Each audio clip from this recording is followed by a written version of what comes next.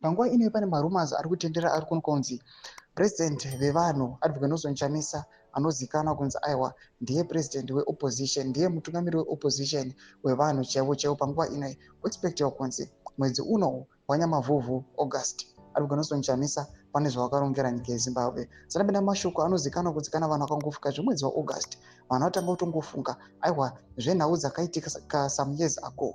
Kunoonekwa kunzi mwedzi waAugust mune nhau dzemashootings, nhau dzemaelections nezvimwe zvakadaro. Notibva subscribe like on the bell icon. Tipinda panapa munhau BBC inobudanyira chiti checkpoint. It is predicted that Nelson Chamisa is going to launch something new this month. Thomas Kwanyogwa neBBC vachiti aiwa according to BBC nemasources avo vari kuti Advocate Nelson Chamisa pane zvari kuda kulonja. Tinoona Advocate Nelson Chamisa vakahinda kubva kudhara vachiti something new is coming. Tinoona kuti panguva ine kunoonekwa kunzi Advocate Nelson Chamisa vakataura about his return pakudzoka into active politics panguva ino.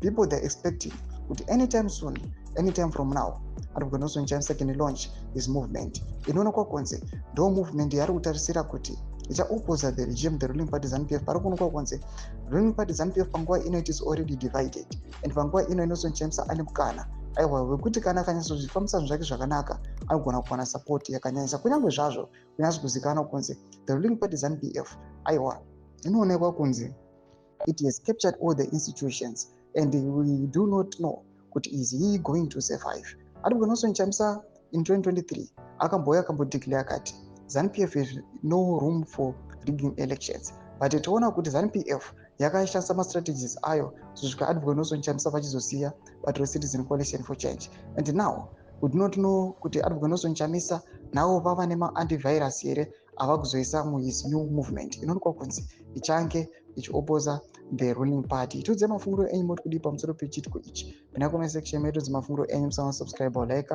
chita on the bell icon.